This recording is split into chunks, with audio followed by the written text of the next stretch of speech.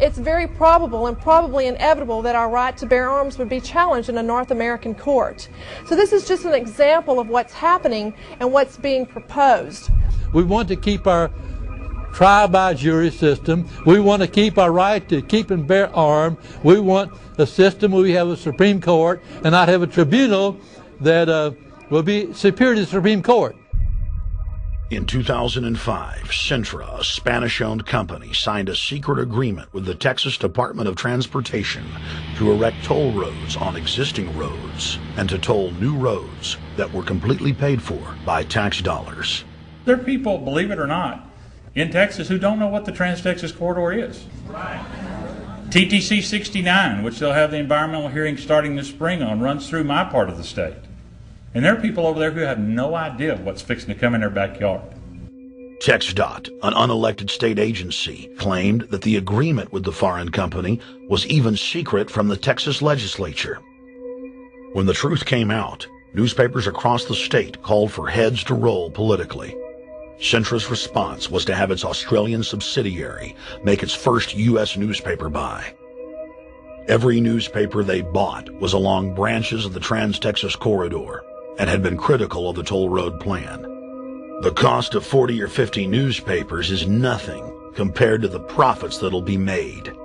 Just Phase 1 alone of the state toll road plan is estimated to raise more than $200 billion in just the first 15 years. And Texas is only a small part of the global panorama. A combine of transnational companies is aggressively consolidating public finance infrastructure worldwide, and the same interests are erecting a world government according to their rules. A literal wonderland of corporate corruption, where governments simply act as vacuum cleaners, sucking up the wealth and resources of the middle class and transferring it to offshore bank accounts, leaving behind a cultural and economic wasteland of easily managed slaves. The whole purpose about the North American Free Trade Agreement is not about trade, it's about control. Control of people. CAFTA is even worse. Control of people. It's not about trade, it's subsidized trade with taxpayers' funds. This thing started here. Right. Yeah, right. And to save this country, we kill this damn thing here. To stop it here in Texas, we stop the New World Order right here in Texas. Polls consistently show that over 90% of the people are against the NAFTA highway systems and its toll roads. As the people learned of the threat, they got angry and took action. Our ranch is part of the original Spanish land grant, and I would love to not have to give it back to Spain.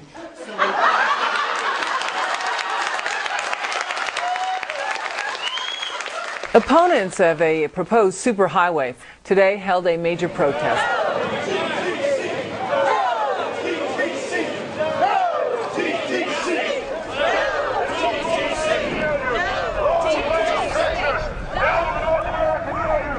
A majority of Texas counties have voted to resist the plan for a North American Union and have vowed to block the construction of its infrastructure. Heck, we already know in a law that was passed by a subservient United States Congress, where practically nobody in the entire Congress stood up and said, no, they've already passed a law saying all their driver's licenses are going to be chipped. Well, I'm telling you right now, I'm not going to carry in a driver's license that's got a chip in it so Big Brother can watch everywhere I go and see everything I do. No, no, hell no. No, all of it. No, no. We, the people, own this plot of ground. We, the people, own those trees there. We, the people, own our beautiful Texas, and we are not going to let a bunch of crooks and robber barons take our beautiful Texas away from us. Hell no! Hell no! No, no, no!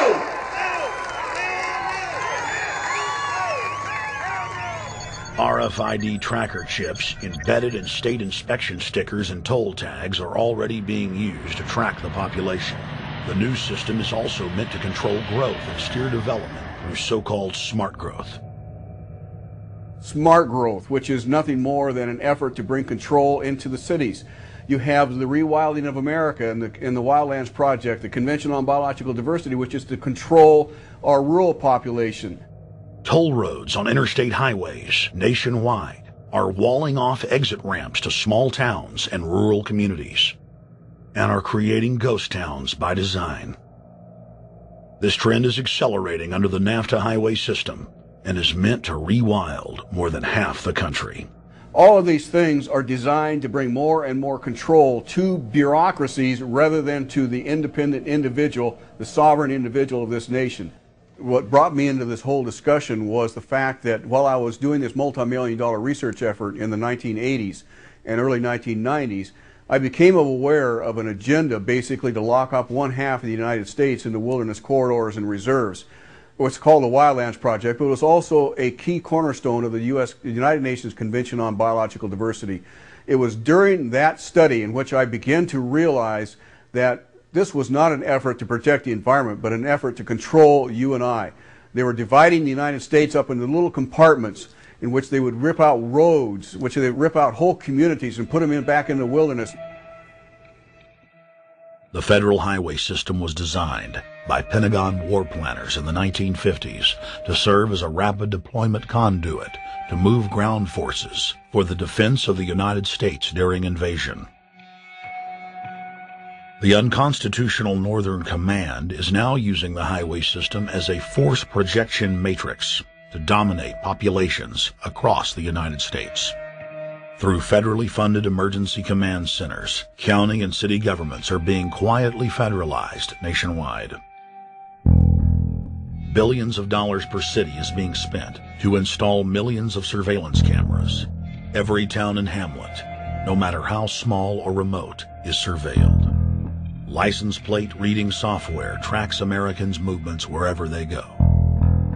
New systems are being deployed that scan your face, read your lips, and analyze your walk. Under the Treasonous Military Commissions Act, American citizens can be secretly arrested, stripped of citizenship, flown to offshore torture camps, and secretly executed. Under Section 802 of the Patriot Act, all misdemeanors are considered terrorism. Federal police squads called Viper teams randomly force Americans to line up and show their papers. From the sidewalks of Miami to the subways of New York to the streets of Houston, Texas, citizens are being searched by heavily armed gangs of paramilitary police.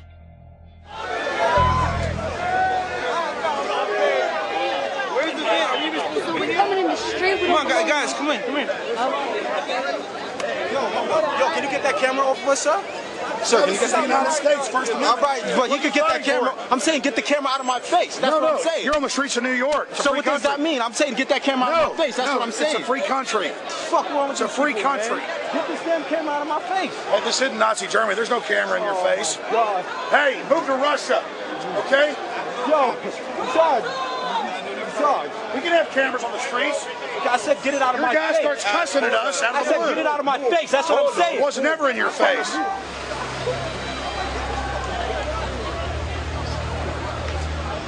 Yo.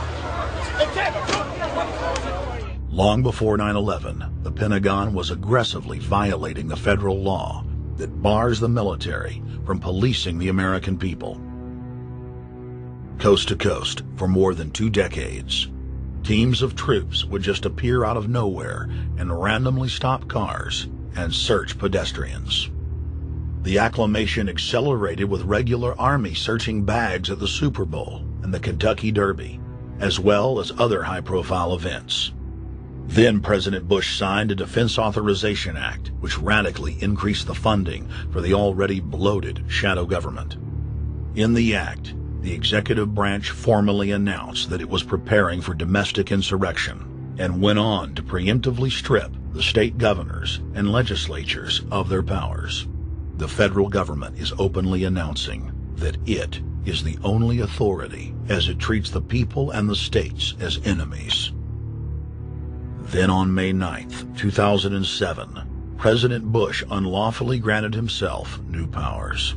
and the presidency officially became a fiat dictatorship.